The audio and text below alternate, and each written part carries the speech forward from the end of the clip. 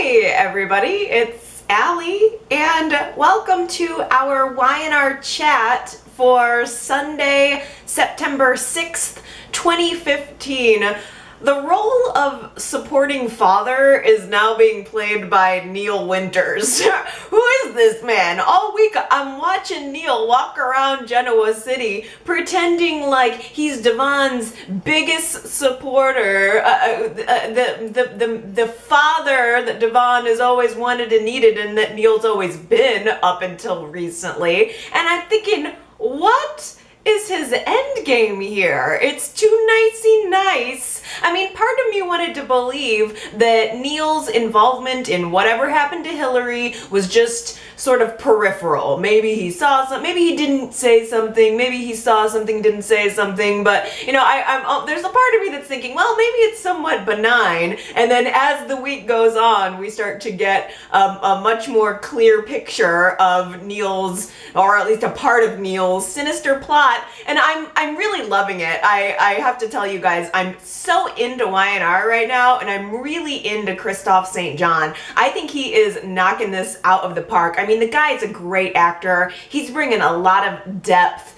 to the character of Neil right now, and I'm happy with Y&R for taking this little dark twist. I mean, not like I want to see Neil become a full-on villain, but it's kind of nice to watch this character go down in a way that we haven't really seen before. I mean, we haven't really seen Neil struggle that much with morality. He's always kind of been an up-and-up guy, but what he's doing now is straight up psycho. And it's almost a psycho in the right way. I mean, I love how on the surface Neil is seeming so calm and just so fatherly and so nice, and I know that whatever is going on behind the scenes in his brain is so vengeful, and it's being played in such a right way.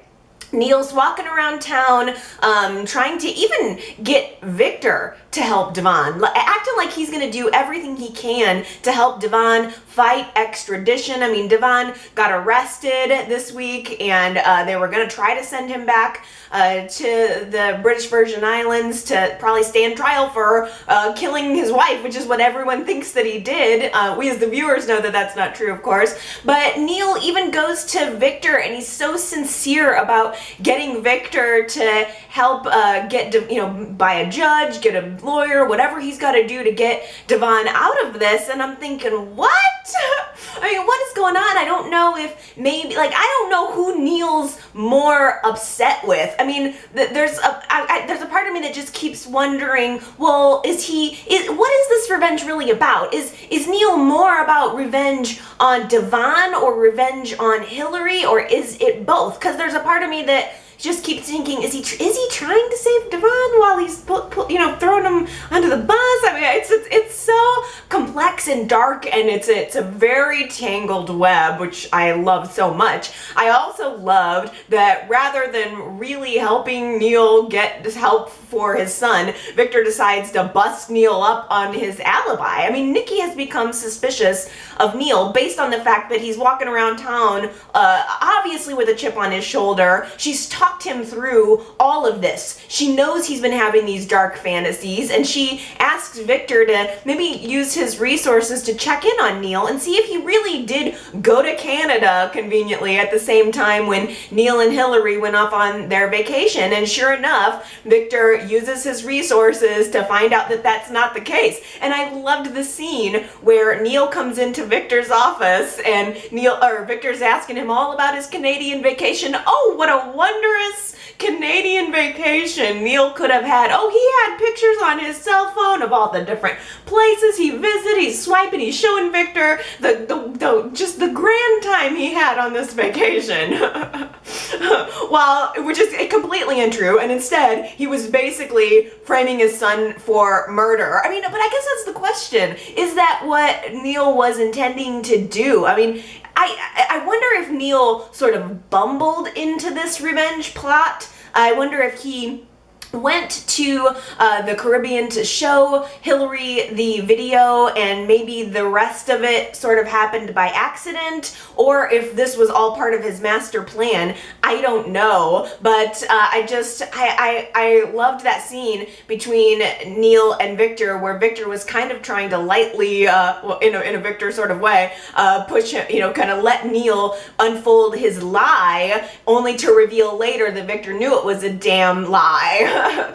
And instead of, like, it was just sort of an interesting twist, because instead of like using the information against Neil, Victor uses it as blackmail to get Neil to stay away from Nikki. He's like, look, I know you're lying about where you were. You were in the Caribbean. I know it. And I'm not going to tell anybody as long as you stay away from Nikki. And I don't even know why Victor needed to bother doing that. I mean, I don't know why Victor was so intimidated by Neil's relationship with Nikki. I mean, Neil definitely had been Nikki's lapdog during the time when Victor was in jail and he wanted to get back together with her. And I guess it's true. Neil was definitely a roadblock to him getting what he wanted, which is Nikki. So, of course, rather than just being a good guy and deciding to change his life and become a better husband to Nikki, Victor blackmails Neil to stay away from her.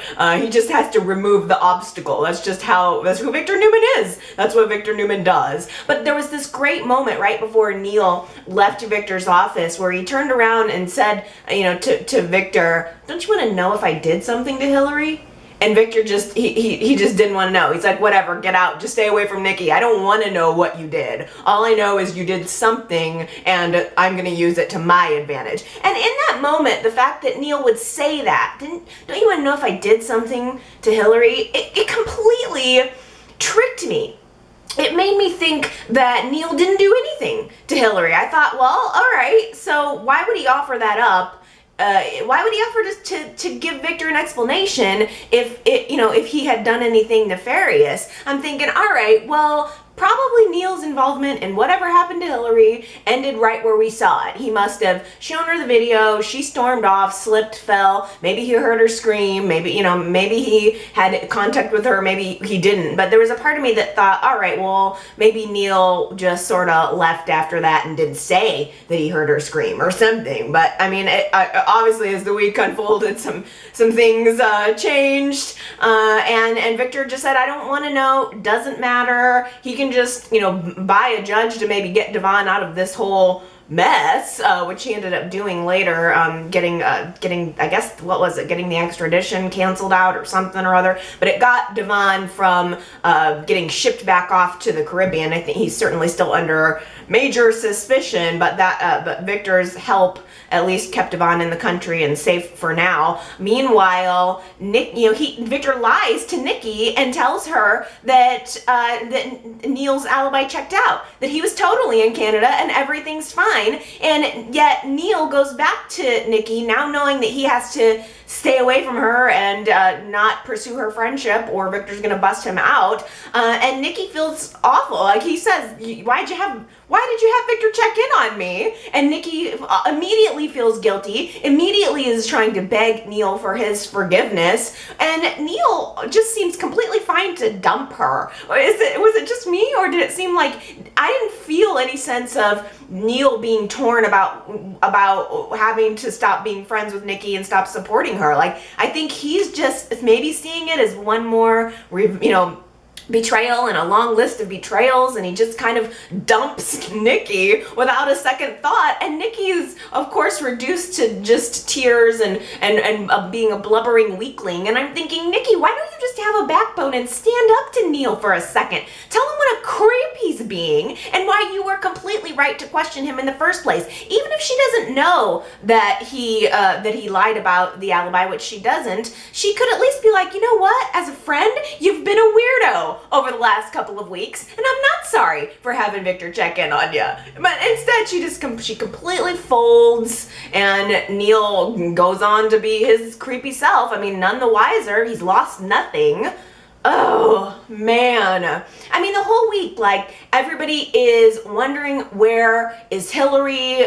Devon's totally beside himself, not only worrying about what could have happened to her. I mean, they found blood on her shoe indicating that there was some sort of, they found her blood on her shoe, so indicating that something happened to her that hurt her one way or another. And so Devon's overcome with worry about her. He's having to fight off the press and everybody else thinking that maybe he did it. I mean, Lily's the only one besides Devon and of course Neil on the sideline who knows, well, and Colin, who knows about the whole prostitute situation. And she is rightly so thinking, well, maybe Hilary found out about the whole prostitute thing and maybe she decided to leave, or maybe there was some kind of argument between them. Maybe, I don't know the whole story here. And Lily's feeling so racked with guilt over the fact that she hasn't told Kane this little piece of the puzzle that she has to. She tells Kane, look, something I haven't told you is the fact that Devon slept with a prostitute at that bachelor party. And like, initially, Kane was really upset about it, seeing it, as, oh, this is just something else that you didn't tell me about, Lily. But Lily,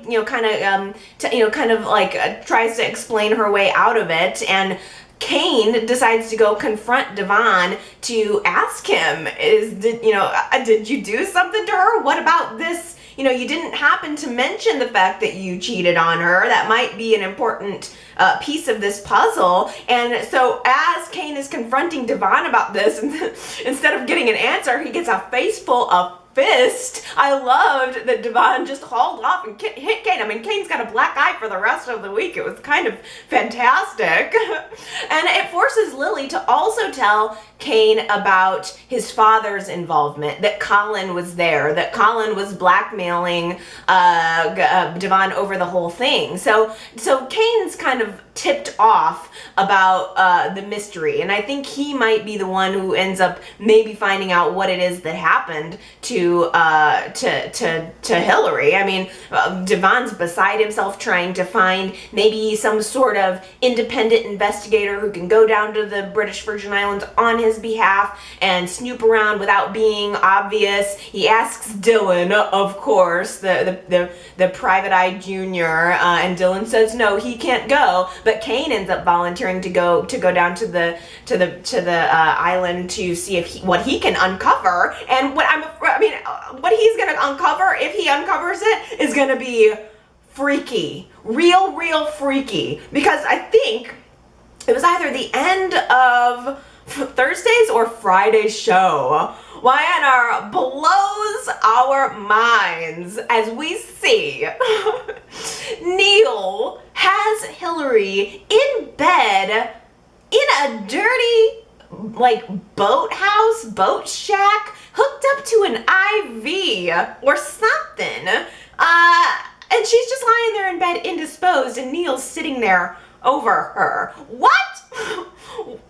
This Neil has lost his mind. That is what we are dealing with here. We are dealing not just with Neil wanting revenge. Neil is on the brink of insanity here. That's so crazy. Neil's sitting there by Hilary's bedside,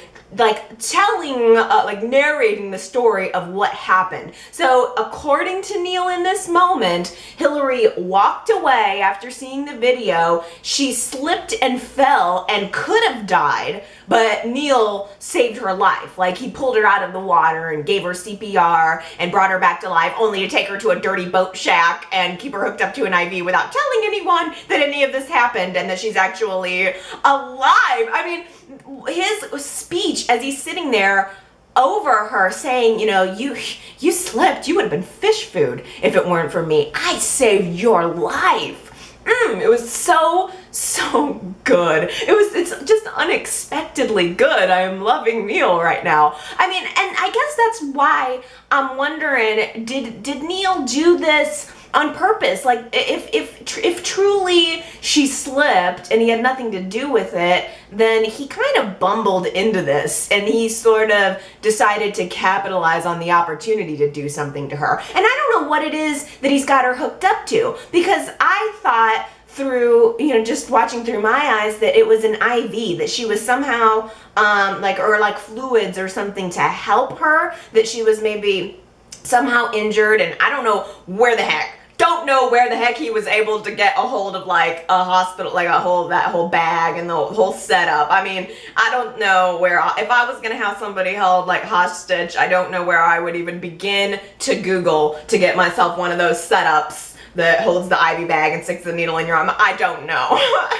But apparently he does. He's got the whole setup. I thought it was like saline or fluid or something to keep her hydrated, but through reading your comments from this week, a couple people suggested that maybe whatever he has her hooked up to is what's keeping her out. I mean, yeah, it's certainly a possibility. Maybe he's got her hooked up to some kind of poison that's got her, or some sort of sleeping pill. Maybe he is intentionally having her, keeping her alive, but not entirely. I don't really know. I'm sure that the rest of that is still to be revealed. He's sitting there, right next to her bedside, watching on his cell phone that Devon is doing this big interview saying, if anyone has any information on the whereabouts of Hilary, please let us know.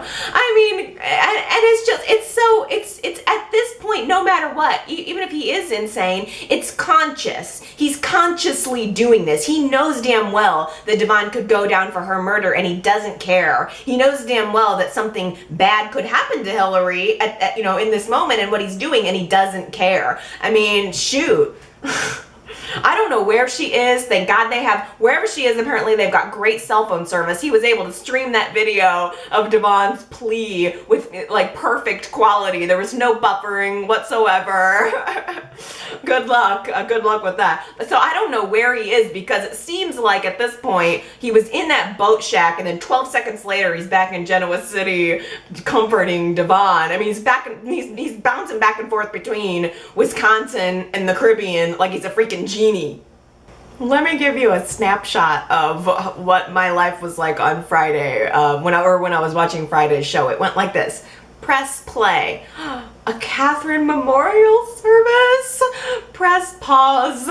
Go get Kleenex, because I know I'm gonna be crying. Go get my Kleenex, have it sitting next to me. Press play. I mean, literally, I knew this was gonna be a tearjerker episode, and I loved it so much. I loved it from the moment that I saw Jill's face on screen. Thank you, YNR, for bringing Jill back. Oh, it's exactly what I needed. It just fills this space within me. The show is just not the same without Jill and Katherine, and just having it even for one day, it brought so much extra joy for me. I mean, Jill looks beautiful. I mean, you gotta say, this woman looks good. I love her hair. I love her style. I just want to drink me a big old cup of Jill. I want to gulp it down. Bring her back more often. I mean, I know she doesn't have to be chained to the show. She's got a life, but I just love seeing her. I love that we were honoring the anniversary of Katherine's passing. The idea of Jill and Tucker sitting in this Hong Kong bar doing karaoke, because that's what Katherine did on her last night on Earth. It just killed me. Jill is just so spicy, and that sort of comedic rivalry is something that we don't have as much. I mean, if you think about the other rivals on the show, they're very serious. I mean, you think about Victor and Jack, there's not a lot of levity there. There was just always something about the Katherine and Jill feud that you knew that they loved each other through it, and maybe that didn't develop until a little bit later, but there was just something about them where I didn't take it too seriously. I never believed that the two women really ever wanted to hurt one another, and so there was just, I mean, it just was such a special dynamic that I really miss. I miss Jill. I love, by the way, that she was questioning Colin about his new financial windfall. It's like she happened to notice there was a couple extra zeros in their checking account. Like basically Colin went and deposited his Devon blackmail money right into their joint checking. He's a good match for her too. I like Colin, and so I like seeing them on. Did I hear that he's not back on the show. Did I hear that? I feel like somebody told me maybe Colin's contract is up or something. I hope not. Because they're right for each other, and it gives Jill someone else to play off now that Katherine is gone. But the memorial service. You guys, what did you think about Katherine's little memorial service? Surely, I mean, it wasn't the most grand, wonderful event that Genoa City has ever seen, but wasn't it nice? I just thought it was nice that we could acknowledge her passing. I mean, seeing the picture of her, that classic picture of her, I mean, she's got her hand up to her face and the jewels. I mean, she always knew how to feature the jewels. It was just such a classic, huge portrait of Katherine. And then, they did this voiceover at the beginning of the episode where I can't even remember what someone said, but they just did an audio of her saying, "Oh dear God in heaven." It was so like it gave me shivers. And it was just a little preview of what we were gonna be in for. I cried. I cried. I mean, I sobbed, and it's no secret, I can make no bones about it. I cried the whole Friday episode. There was only moments in between tears when other storylines were going on, but that Friday episode was good. You gotta admit, Friday, they brought it. I was sad there was no Murphy at the event. Why did they just dump him? I mean, I guess he was only with her for a little while, but it was at the end, and I thought he was great. I like that actor. I like the character. I don't know why they dumped him, but it would have been nice to see Murphy, but I liked seeing everybody else. I liked seeing the flashbacks. That flashback of Jill and Katherine. They were stuck in a room on fire. I'm trying to remember. I think it was when it was either like Gina's, but when Gina's restaurant burnt down before it was the athletic club, or there was some sort of fire at the athletic club, or was it when there was something where Weiner did some big disaster? It was like Clearwater, or there was some sort of like development project or something I feel like they were working on, and it caused a building collapse or something. You guys, maybe you'll remember who exactly which trapped in a room together scene that was, but it was great. I loved Jill saying maybe the firemen will come, and Katherine was like, "Oh, for heaven's sakes, Jill, it's not a reality show. A bunch of bachelor firemen are not going to come in here and rescue us." It was just so good to even for a moment to have their little back and forth. I completely laughed out loud. It's just not the same without Katherine. Oh man. But I do appreciate, it's so vain, but I do appreciate that Weiner is doing the whole posthumous letter thing. I mean, it takes a special lady to be like, I'm gonna write letters to be opened every year on the anniversary of my death. It's weird. I mean, I don't even know if it's necessarily Katherine, but I think it's a fine vehicle for bringing us that memorial service every year, and I hope that they continue to do it. I mean, Lord knows, I hope she sat down and wrote 50 letters before she died. That's my sincere hope, because I think it works. I loved that Paul started reading the letter, and he said, "The person I want to read this letter is Jill Foster Abbott," and she just spews out Jill's long last name of what it would have been after all of her husbands. That was such a funny moment, and it allowed Jill to come up and read the letter and just sort of, and just calling her an old bat, an old broad, and all of those things. It just brought back so many memories, and everybody had all of these wonderful memories of Katherine. They showed up for the memorial service. Even Victor was there.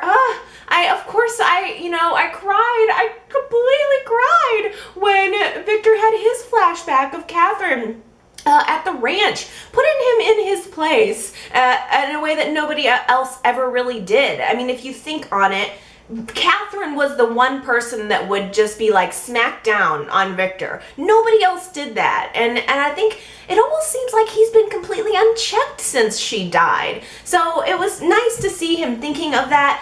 God, I miss the times before Victor was a straight up villain slash baby napper. I don't know when the change in his character happened so drastically, and I miss it. Man, I miss it. I mean, just seeing him, at the old ranch before Sharon burned it down, that old classic old set, seeing him sitting there in his jeans, like, I don't know, I love Victor, and so it's just been hard for me to see what they've done with this character, and so I liked seeing the flashback. I loved seeing Nikki's flashback too. I mean, Katherine was Nikki, and she was Nikki's best friend. She was Nikki and Victor's biggest supporter, and I loved the fact that we were seeing a flashback of Katherine telling Nikki about how, like, Nikki's going on, probably having just been engaged to Victor for the 7th time, umpteenth time, and she's going on to Katherine about how Victor's changed, and Katherine's words just rang so true. She said, Nikki, don't assume that this change is permanent. I want you and Victor to be together, but it's not easy for a man like him to change. And she was so right. So it also, I think that those flashbacks served as a really great sort of device for the Nikki and Victor relationship. I don't know if they're ever going to get back together, but I'm sure that Katherine, if she would have been around, she would have been doing the dance right along with them. It was a great memorial service, I thought. Just getting a chance to think about Katherine again. She was a very, very special lady. Is there anybody who maybe picked it up within the last year, picked up YNR within the last year and maybe didn't know, or I guess this has been 2 years, maybe didn't get to see Katherine? I'd love to hear from some people who maybe, kind of like Mariah, quote, in quotes, because I think Cassie would have had contact with Katherine, but is there anybody out there who didn't really get to experience Katherine when she was on the show, that maybe did that give you a little insight into her character? I'd love to hear from some newer viewers who maybe got to kind of get a sense of how cool that part of YNR history really was. Very, very cool. She was a special lady, and so special she caused a storm. It was kind of neat how everybody's remembering Katherine, then all of a sudden this wind blows in and it causes, it wipes out all of their phones. All of their phones go to mush, and everybody, all the lights in town go out, and everybody's thinking, oh, maybe it was Katherine's spirit. And I'm gonna say it was. It was. Well, sort of. Okay, well, not really. Victor, he just gets worse and worse. Every time I think maybe he could get better, it's shades of worse and worse. He's no longer like the romantic leading man. He's just straight up grandpa evil right now. Victor totally has Chelsea by her needle and thread as far as her business goes. She can't leave town. She can't even pursue her business because of Victor. And now he's decided to petition for visitation of Connor, which would make it illegal for Chelsea and Adam to leave town and leave the country and start their beautiful, wonderful life in Paris. They instead have to stay and fight Victor for visitation rights of his grandson, because Victor likes to keep his family close. He likes to keep them on a nice close noose, I mean, that's what he's worked his entire life for, to have his family right there all around him. I mean, he's like, could it be more of a villain? No, I submit to you, no. I'm mad at YNR for doing this, but I loved Adam's confrontation with Victor in the office. As soon as Adam / Gabriel finds out that this is what Victor's up to, he goes into Victor's office and he has this face-to-face with him that was epic. I mean, he told Victor off in a way that I wanted to tell Victor off. He said, it's not about just family and blood. It's about love and relationships. And essentially, your family should want to be around you. If you were a good person, a nice person, then your family would want to be around you. You wouldn't have to do this. You have no idea what a meaningful relationship is because you are emotionally bankrupt.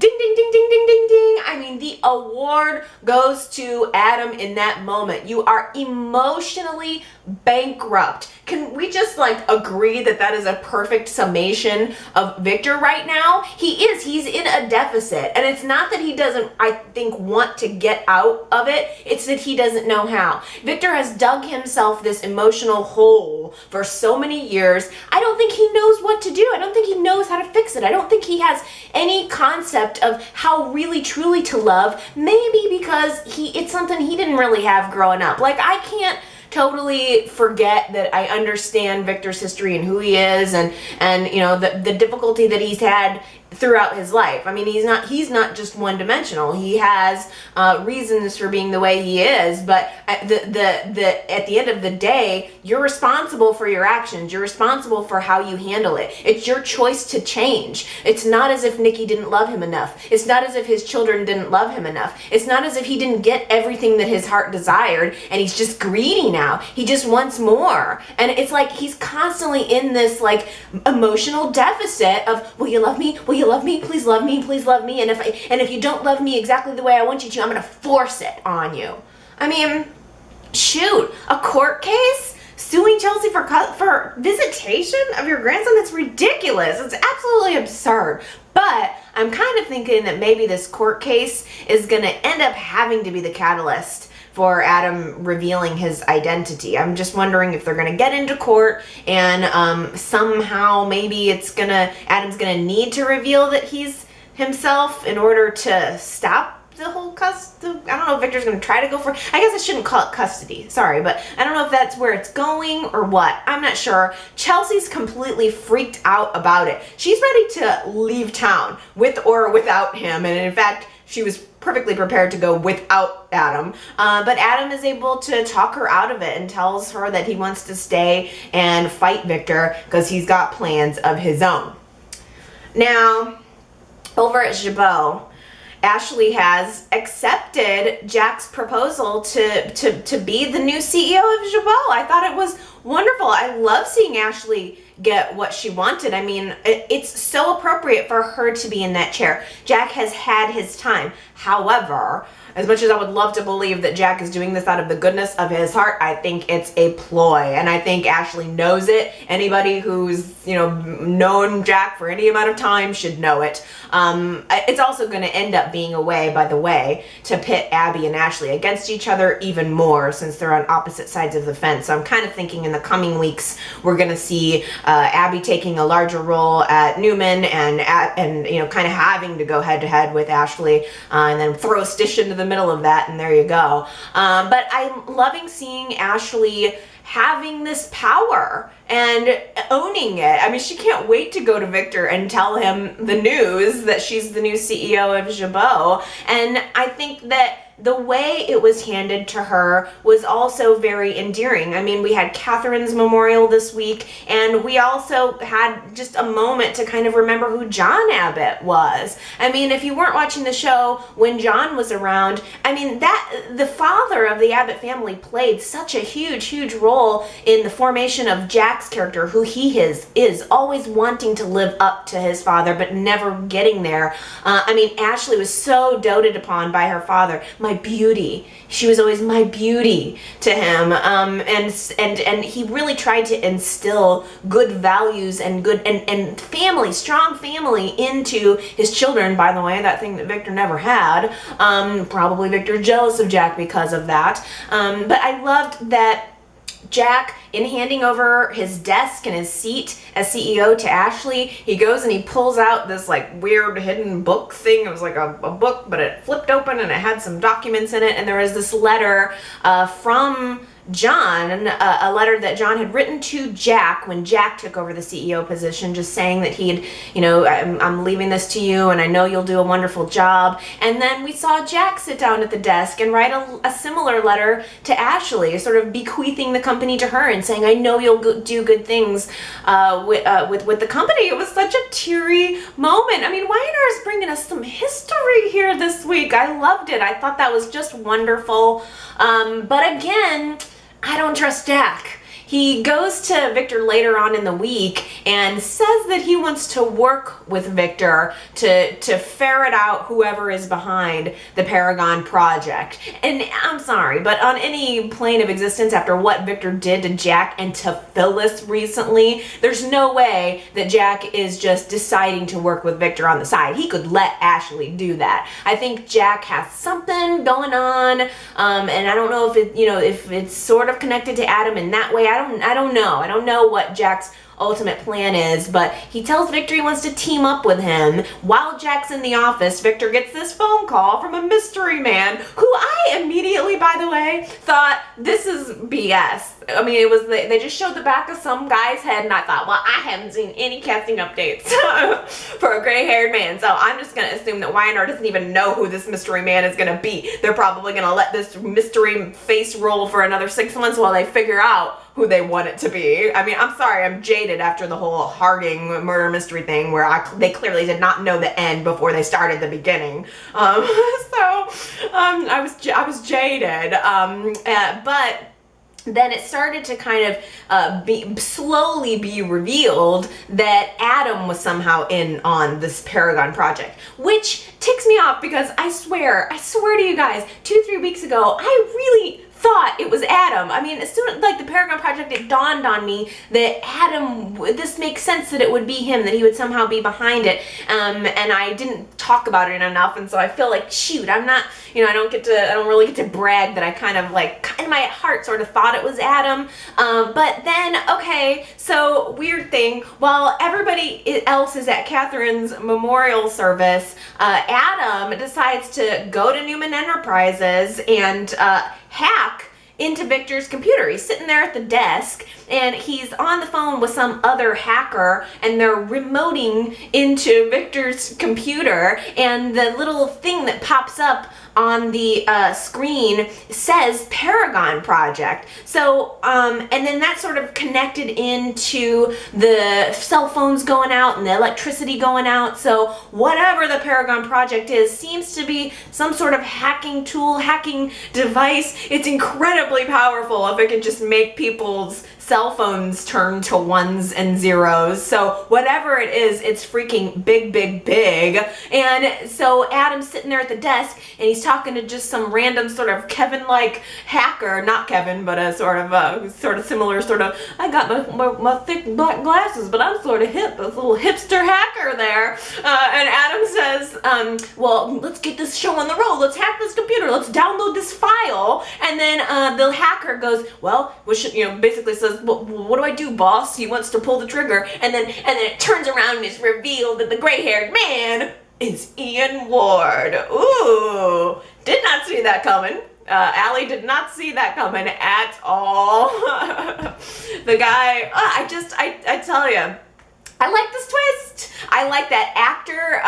Ray Weiss is a good actor. And I thought it was they took him real sadistic at the end. I mean, for crying out loud, he basically, this character is bad to the bone. I mean, he sexually abused Nikki repeatedly and then just did all this awful stuff. I mean, this guy is bad. But the actor's so good. And I think it's actually gonna be a good twist. I wish they would pull back from, like, the sexual violence thing.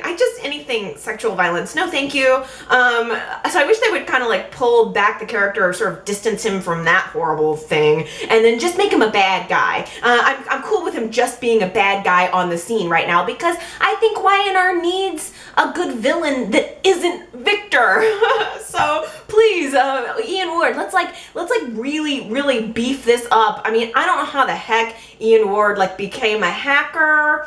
I don't think that necessarily fits. I don't know how on earth he's connected to the Paragon Project. I don't know what kind of file they're trying to download. I don't know exactly how Jack connects into this because it seems like whatever it is, they're going after Victor's information, not Jack's. So does Jack even know about any of this? And there was something about the look on Adam's face when he saw the Paragon Project thing on the screen where I thought maybe Adam doesn't entirely know. I mean, maybe Adam doesn't really know who he's working with or what he's exactly doing. Maybe Adam's sort of for once, maybe Adam's sort of a pawn in someone else's game, and that someone else being Ian Ward. I just have one question. How the hell did Ian Ward get out of prison? Can you believe Nikki is finally back on track with her sobriety? Mariah is getting on with her life. Let's not forget, if you weren't watching back when Ian Ward was on the show like maybe a year ago, he tried to marry Mariah. I mean, he basically drugged Mariah. She woke up in a wedding dress and he was trying to marry her even though he was like her father figure. It was twisted. So Mariah's finally getting her life into a good place, and now Ian Ward is back. It makes so much sense now, thinking back on the conversation that Mariah and Kevin were having during Nick's wedding last week, where she's talking about her father figure. Kevin was connecting it in with Terrible Tom. I mean, it all makes sense now, and I feel so bad for Mariah, especially now because Mariah and Kevin are this week finally sort of acknowledging the fact that they have more than just a friendship. And I think it was Kevin maybe that said something like, hey, we sort of rushed this relationship a little bit. We became friends. We moved in together out of convenience. We're sort of like an old married couple, and I haven't even gotten to second base. So I love that that's established, that the relationship Kevin and Mariah currently have isn't sexual. They're living together, which I forgot about, but they're not taking it there. So an indicator that we're gonna sort of get to see them on that journey. And I really love that Kevin said, we skipped all the good stuff in between living together. I mean, we're really close, but we don't have that intimacy yet. So let's back it up. And I'm like, yay, let's. Oh, I just worry that the whole Ian Ward is definitely gonna give them a challenge. And I'm into that, I'm for that. It's definitely, I think, going to give Kevin kind of a way to support Mariah through all of this, and maybe that's what'll end up bringing them closer. I just love this pair. I think whoever brought these, thought of bringing these two characters together in the first place is a genius. It almost makes up for that 6 months of that torturous cabin murder mystery storyline. I said almost. I know I'm not the only one who noticed that Mariah's calling Sharon mom now. It was always Sharon. She always called her Sharon. And all of a sudden this week now it's mom. Sort of interesting. Oh my gosh. I hope, oh good Lord, please don't let Ian Ward come into contact with Sharon, because Sharon is like brainwashable. If you combine Ian Ward and Sharon, oh Lord. That would be, I don't even want to see that. I'm afraid. I am afraid. Sharon she's having enough problems. I mean, she is getting busy trying to conceive again. I mean, doesn't Dylan think that's a little odd? I mean, she is like on him, ready to have sex so that she can get pregnant again and just cover up the fact that she lost the baby, which is so unnecessary. If they really had a good, strong relationship, she could certainly tell him that she lost the baby. But again, it's classic soap. It is the classic soap opera move. Interesting thing. Dylan is becoming aware of Sharon's bipolar history, and he goes up to her bedroom, looks in her little drawer, and pulls out her pill box, which I was kind of like, wow, that's surprising. I mean, like she has one for every day of the week. That's such a good idea. And he flicks open her little pill box and looks and see what she's got in each little compartment, because he's questioning whether or not she's taking her medication, and each thing he flips open, he can see that she's taken the pill for that day of the week. But he only flipped open like 3 of those. I bet you all 4 of them, or all 7 of them, are probably empty. I mean, he goes to Sharon and he admits that he looked, he says, I'm sorry that I doubted you. And she says, I've been kind of keeping something from you too. And damn well she's not going to tell him the real big secret she's keeping. Instead, she says, I don't know, something, what was it she said? Basically that she went off, she said she went off the pills for a little bit. But she of course, she went back on them immediately. Please. I mean, she's lying. She's lying, right? There's no way this woman is on her medication. There's absolutely no way.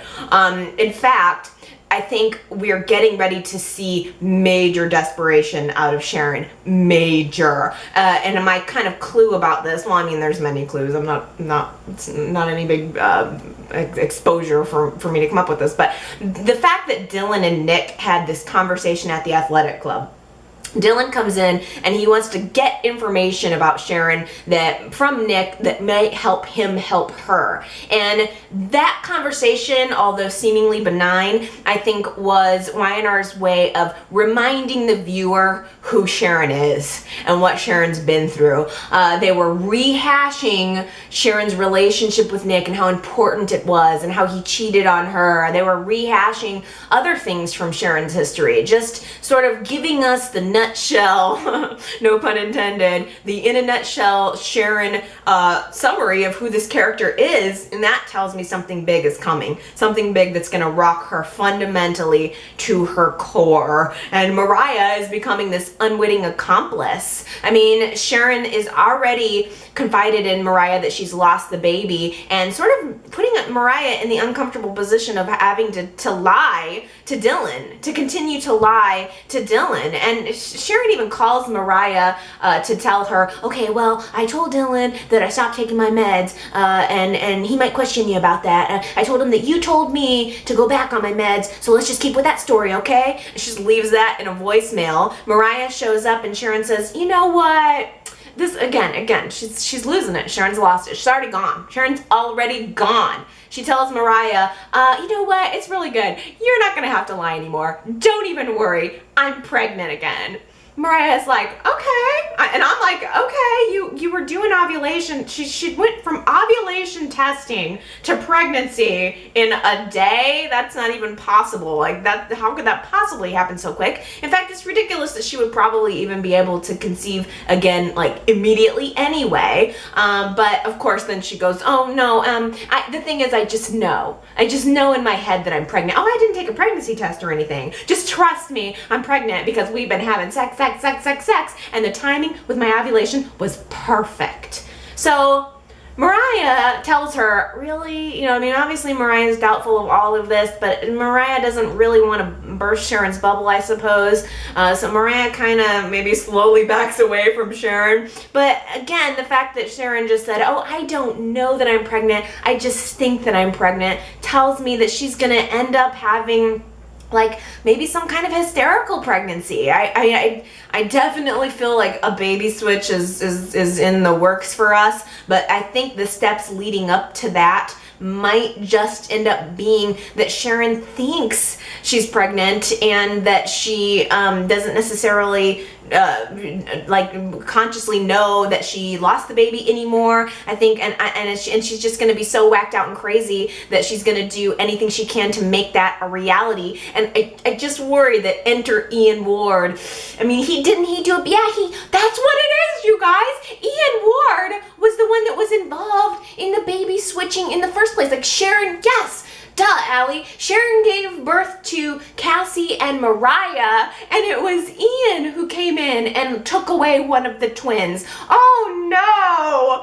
Oh no! That's probably exactly what's gonna happen. Ian's gonna end up helping Sharon pull off this baby switch. Marissa and Noah confessed their love to one another this week. Marissa plus Noah equals love. I love love. I love Marissa and Noah. I do think it's a really good coupling. They decided, I think, to move in this week, or they had talked about it prior to all the drama that happened later. But, I gotta say, Y&R, don't be rushing this.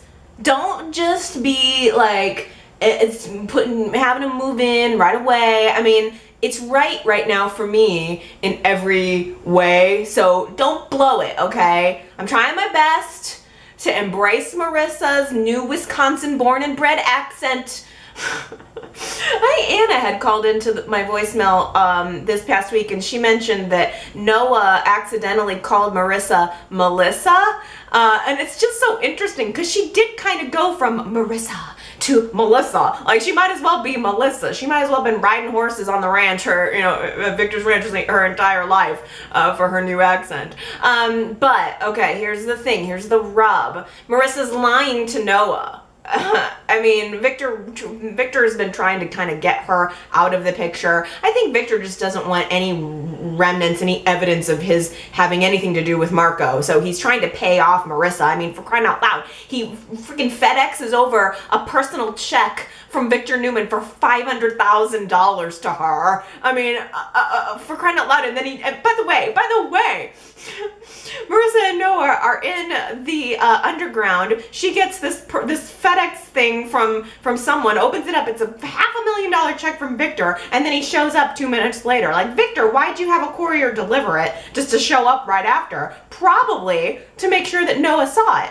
And obviously, Victor's trying to place seeds of doubt in their relationship because he can't do anything. He can't leave anything alone. All Victor can do is bad things and be a villain. That's all YNR ever uses him for, is just to go in there and screw something else up.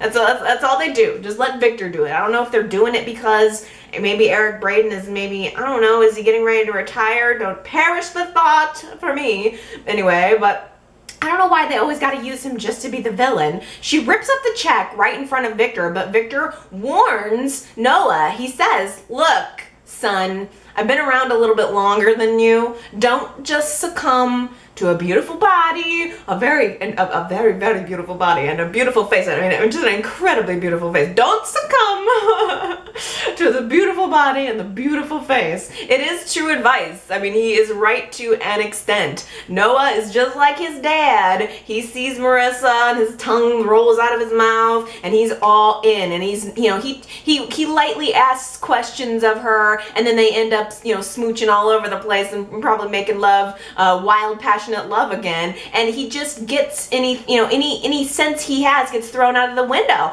Marissa's ex-boyfriend did kill Noah's fiance, and she's lying to him about it. I can understand why she doesn't want to tell him, but she is lying.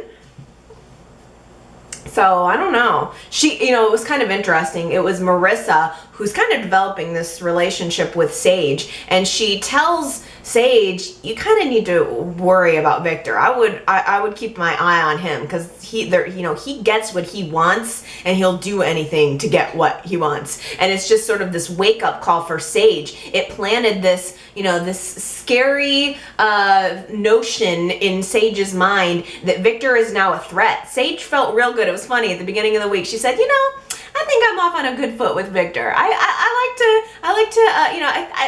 to think that, me setting boundaries with him really helped establish that relationship. I think Victor would respect me for that, how I set those boundaries with him. And the look on Nick's face was like, she don't know my father. That's exactly what it is. Sage thinks she's off on a right foot. She thinks she's doing everything right, and she has no idea who she's dealing with. She has no idea what she is getting into being a part of this family. I mean, she's carrying a Newman child one way or the other. That's Victor's grandchild. That's Victor's blood, and he's gonna hold her with that noose. Oh, he's gonna keep that child with that noose. Oh, it's so close to him.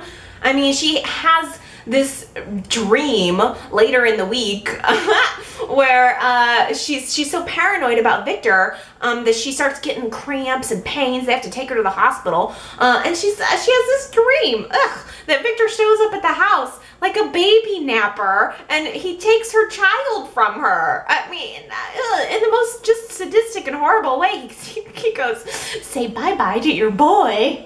Well, I love YNR weddings, and so what could I possibly love more than a YNR wedding? A YNR chat wedding. You guys, I have to say a special shout out to Austin and Naomi. They're YNR chatters who are getting married. Yay! Congratulations! That's so awesome. Austin and Naomi have been listening and watching to YNR chat since the very beginning. Austin just asked Naomi to marry him and she said yes. Yay! So super special shout out to both you guys. Let's all of the YNR chat community say a big old congratulations. You're gonna have to send me some photos from the wedding, right? Because I might do my best dress and worst dress from your wedding pictures. So you better tell those bridesmaids to be on point.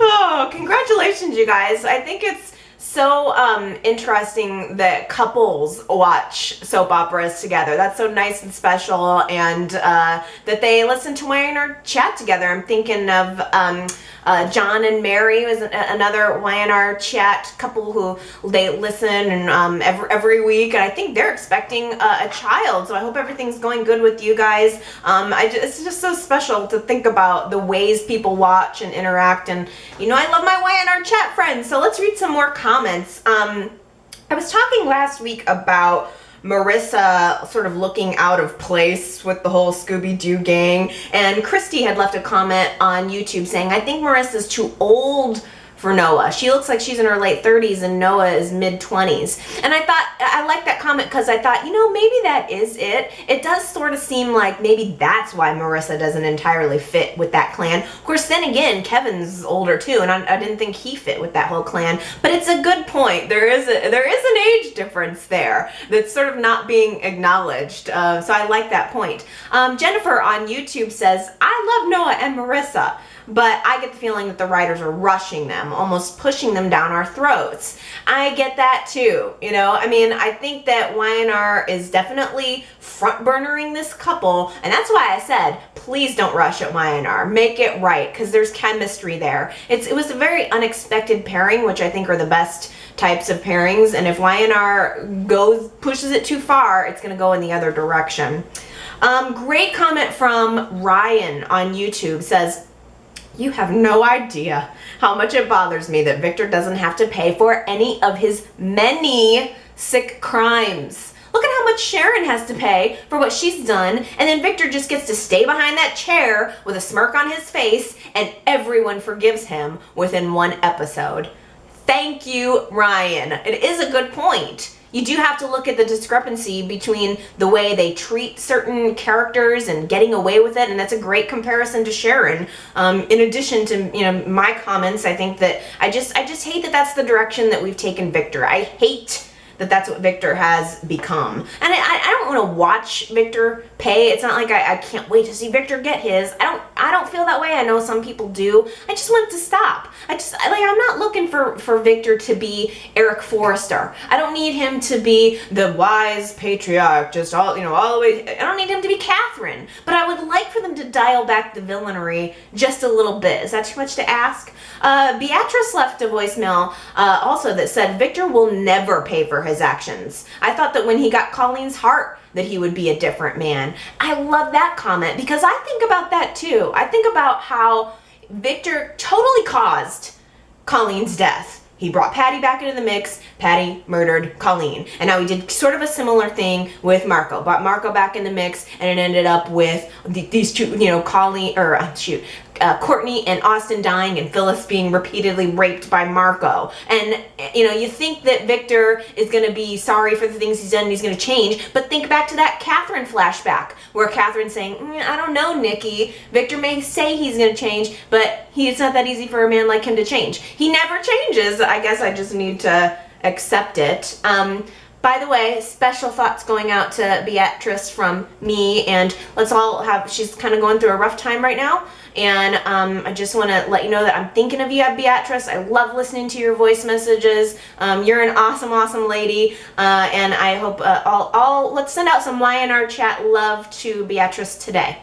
Nathan on YouTube says, I'm not sure if you've heard about this, but James Giddens from Daytime Confidential has reported that there will be a catastrophe coming to YNR for November sweeps. And I have to say, I'm not looking forward to it. It's all about explosions, explosions, explosions, due to a glamorous new set that will debut called the Newman Enterprises Ballroom, replacing the Colonnade Room, I guess. Ooh, I did not know this. First of all, on the 2 points, catastrophes, yes, please. Yes, please. I don't need an explosion, YNR. I agree with you there. I'd rather see some weddings and some love. I don't need that. But that is what these people do. This team of writers, they go in and they create the explosions. They think that explosion has to mean something literally physically blows up. There has to be some fire. But that's not quite what I'm looking for. That's not what I want. And especially not if, point number 2, Newman Enterprises Ballroom, please tell me that they are not going to build a fabulous new ballroom set just to blow it up. Please, no.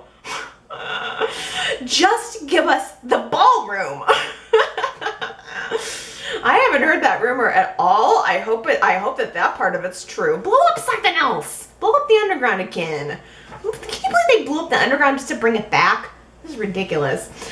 Monique on Facebook says if Victor had fought this hard to be a part of Adam's life growing up, like he's doing with Connor, their relationship would have been different. And I think that Victor regrets that. Nikki called him out on it. Yes, I didn't get a chance to mention that before, but I really liked Nikki mentioning that because we all know it's true. Now, Hope didn't really want Victor involved in Adam's life, and it was always sort of presented at the time as Victor's honoring Hope's wishes by staying away and letting Hope and Cliff raise Adam. But at the same time, he's not really able to honor Chelsea's wishes. It's so unnecessary. Anna left a voicemail that said she was a little shocked by the fact that Ian was involved with the Paragon Project and Adam, and Anna had said it just doesn't seem like Adam's style to work with a cult leader. And I like that comment because I kind of wonder if Adam doesn't know who he's working with. I mean, he wasn't talking directly to Ian, so there's a part of me that thinks maybe they don't know that they're on each other's sides. I mean, maybe Adam's getting desperate and is just going with this whole Paragon Project thing and not really knowing who's actually behind it. Because I agree, it seems weird that Adam would be working with Ian anyway.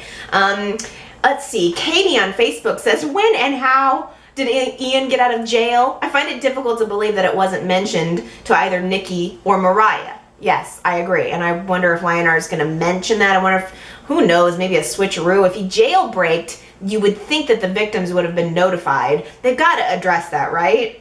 I assume. Let's see. Oh, Gary. Gary made me laugh this week because you said, why is Mariah calling Sharon mom all of a sudden? Sharon should be calling Mariah mom. Yes! That made me laugh because it's so true. Oh, also, Gary had mentioned that he read in Soap Opera Digest that the actor, Chris McKenna, maybe? The actor who plays Detective Harding had mentioned something about Detective Harding having a twin. Doesn't seem like that has been really necessarily worked into the story at this point, but if the actor had heard something about the Harding having a twin, then maybe there's a possibility that they're gonna bring that twin back on the show. YNR and twins, it's so ridiculous. Bobby on Facebook says, good morning, Allie, I'm watching your vlog and you're talking about Sharon and Mariah's relationship and how it's not very maternal. I agree. In the park, Mariah asked, are you feeling like me, excluded today, in regard to Nick being married without them there. A real mother would have consoled her daughter, asked questions, hugged her, but not Sharon. Sharon went on to talk about how she was feeling. I thought it was obvious at that point that Sharon is in a bipolar episode. Poor Sharon, I wish they'd leave her alone for a while. You know, that seems to be also the overwhelming consensus. Everybody who likes Sharon at all, I mean, most people who talk about Sharon will say, I'd like Sharon to not be crazy for a minute, please. And yet YNR keeps pushing that button. I mean, nobody really wants to see this out of Sharon, so why are they doing it constantly? Aaron on YouTube says, I'm telling you, we are leading up to a baby switch storyline. Ooh, every time two women are ever pregnant at the same time in the show, it always leads up to a baby stealing storyline. I think it's true. I don't know how exactly this one's gonna go down. And Sage, she seems like she's gotten pregnant real fast. Like every week she's a lot bigger. So I wonder how soon this is gonna happen. I mean, there's quite a bit of a time disparagement between when Sharon would have been pregnant, well now, but she gets pregnant now, and how far along Sage is. I mean, Sage seeming like she's what she looks like maybe she's 4, 5, 6 months pregnant, right? I don't know how on earth that's gonna get pulled off. Let's end on this one. Aunt Daisy on Facebook says, I don't think Sharon is pregnant again. I think she's lost her mind. Maybe Sharon can get an adjoining room with Neil when they both end up in a mental health facility. Oh, one more comment worth mentioning. Noiram on YouTube says, soap for soap fans. Such a funny idea. How do I participate? Well, funny that you should mention that because I think think this is gonna be a good week for another Soap for Soap Fans giveaway. Okay, so you guys, not last week, but the week before, in case you missed it, I was talking a little bit about this weird crossover of hobbies that I have. I love soap operas. I watch Young and the Restless, I watch Bold and the Beautiful, and I've been watching Young and the Restless since I was 15 years old, 1990, or 13 years old, 1993. As of late, within the last couple of years, I've developed this love of making soap. So I love soap operas, and I love making like handmade soap bars, and I never thought about it before. It dawned on me out of nowhere that this is not only a weird combination of interests that I have. I don't know what happened to me in my childhood to where all of a sudden I have this fixation on soap. But it also occurred to me that Soap for Soap fans, maybe I need to give away a couple of bars of my handmade soap to you guys so that you can enjoy them too. So let's do that again this week. Last week, Brina B won a bar of soap from me, and this week, one of you is gonna win a bar of soap from me. So first, let me show you the prize, then I will show you what you can do to win it. So since it's September here in the Midwest, the apple orchards are blooming. I mean, like we got farms that have like out here you can go out to You Pick Farms and just pick your own fresh apples off the tree, or like now is just apple season. It is ripe. So I thought I do happen to have a bar of my apple cinnamon handmade soap. Here it is on screen. It is a beautiful scent. I can't even tell you how much this apple cinnamon just is amazing. It just smells so good. I used this recipe has coconut oil, olive oil, and canola oil in it, so it's all good stuff. It's just oils. It kind of gives you like a good creamy lather, which, I mean, soaps that you get in the store I think tend to be kind of slimy. This is real creamy. I mean, it's not like huge bubbles. It's different from what you get in a grocery store or like a regular bar of soap. And I have other formulas that I'll use to get more like big bubbles, but this is just a nice creamy lather. It smells really good.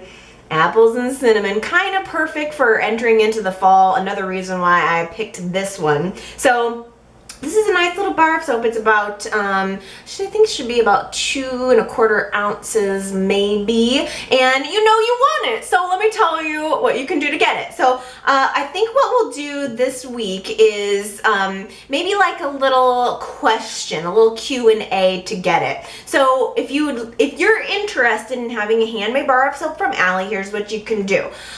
Send me an email. Now, I think what we'll do is maybe kind of make it interesting and work up some comments out of this. So since we've got Ian Ward coming back onto the scene, I thought, how about we do this? If you're interested in winning the bar of soap, send me an email and let me know who you think the best all-time villain is that's been on the show. We've had a lot of them. I mean, it can be anybody. Doesn't matter who you pick. Just send me a quick little email and let me know who your personal favorite villain is. Now, here is my email address. Please, please, please don't leave comments other places. If you want to be entered into the drawing to win the soap, send me an email only, please. It's just easier for me to keep everything concentrated into one place. So my email address is Allie, that's ALI, at yrchat.com, and I'll say it again here in a second. Just write in there and anywhere in the subject or in the message, just let me know who you think the favorite villain is. Send me that email before next Friday. It would be September 11th. So anytime you send me the email between now and September 11th, like end of the day, I will enter you into a drawing, and then next week I'll put everybody's name in a bowl and we'll swirl it up. We'll pick a winner, and one of you guys will get this apple cinnamon soap bar from me. You can be anywhere, by the way. You can be within the U.S. You can be abroad. If you win, I'll email you to get your address, and I'll send it to you that way. My email again is Allie, ALI, at yrchat.com. So yay, I can't wait to hear who your favorite villains are, and next week we'll see who gets a yummy bar of Allie's soap. Okay, you guys, that does it for me. I hope that you all enjoyed this week's show as much as I did, because I really did. I feel like I'm back into YNR. We got this cabin crap over with. Marco's out of my life now, so I can just focus on all the other good storylines, and it seems like they're kind of revving up some new ones. So I'm in it. I'm in it to win it, YNR. I'm loving you right now. So I'm excited to hear all of your comments and see next week's show. Definitely let me know how you're feeling about all of this. You can go to yrchat.com. You can leave comments there on the blog. You can go to, from the blog, find me on Facebook. You can find me on Twitter. You can go to YouTube, leave a comment just within the video. If you listen to the podcast, you can always leave a review on iTunes, or you can call into the voicemail at area code 309-588-4569. You can leave your comments by text or leave them by voice, whatever works for you. I love hearing from you. I read and listen to every single comment that you send me. I can't respond to everything, and I feel bad. I wish I could respond to every single comment and send soap bars to everyone. But that's kind of why I try to pick out the comments at the end, and then make sure I can really like get into all of your comments and make sure I'm giving a full response. So please feel free to comment, and know that I love and appreciate that very much. And next week we'll come back, and don't forget to send me your favorite villain for the soap, and we'll pick a winner, and yay! Yay, soap! Again, congratulations to Austin and Naomi, and shout out to Beatrice. I love all of you guys. Thank you so much. You are just like, I love you so much. That's all I can say. I'll see you guys next week. All right, bye.